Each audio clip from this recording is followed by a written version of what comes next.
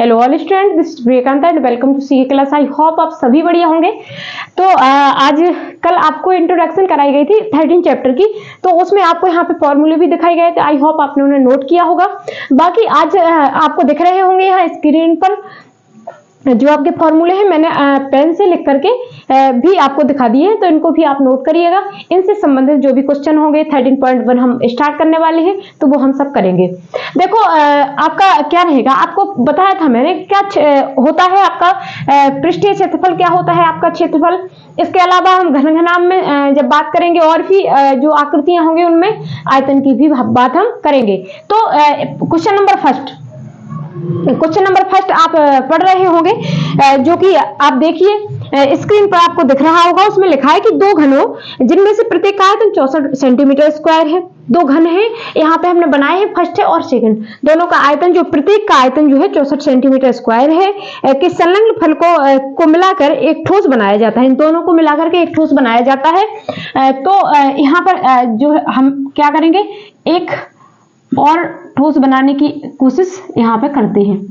आप देख लीजिए कैसे किस प्रकार से आप इसको बनाएंगे। आपके एग्जाम में जब आए तो आप इस प्रकार से आसानी से बना सकते हैं। तो मैंने इसको बना दिया है। आई होप आपको दिख रहा होगा सही तरीके से। बाकी इस पे हम टोटल बात करते हैं। तो आगे उन्होंने कहा है घनाभ का पृष्ठीय क्षेत्रफल निकालिए। तो सबसे पहले आपको पता होना चाहिए कि घनाभ जो होता है हमारा, घनाभ हो या घन हो, घनाभ का जो क्षेत्रफल होता है पृष्ठीय वैसे होता है 2LB।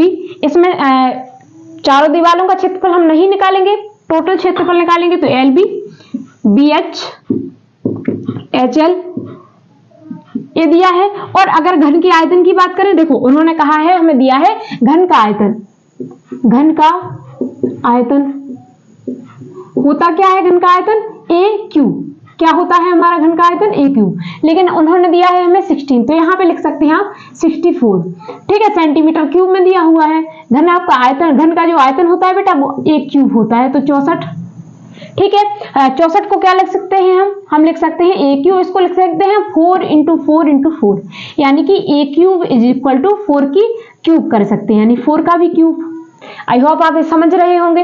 तो क्यूब से क्यूब हट जाएगा, यानी कि ये = आ जाएगा आपका 4 सेंटीमीटर, यानी कि ये घन है। इसकी भुजा की बात करते हैं यदि, तो ये होगी 4। और घन की सभी भुजाएं आपस में कैसी होती हैं, इक्वल होती हैं। अब देखो घन की बात तो आपने कर ली, लेकिन घनाभ जो ये बना है, जो घनाभ बना है, ये तो हमारा घन है और ये भी एक हमारा घन है, लेकिन ये है हमारा घनाभ, जिसमें ये टोटल मिला के हो जाएगी हमारी 8 और बाकी होगी हमारी 4।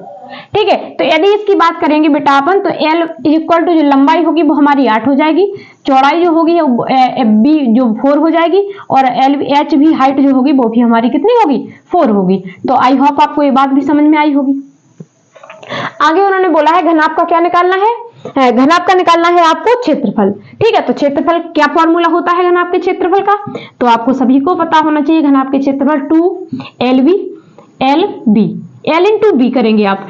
देखो यहाँ पर डायरेक्ट मैं मान रखती हूँ, तो आप समझना L × B 8 × 4 32 प्लस LB के बाद BH यानी 4 × 4 16। इसके बाद HL फिर से 32, इनको आप जोड़ेंगे 32 दो गुना करेंगे तो हो जाएगा 64, और 16 जोड़ेंगे तो हो जाएगा हमारा 80, और इनटू में रहेगा हमारा 2 क्षेत्रफल। तो ये आ जाएगा हमारा 160।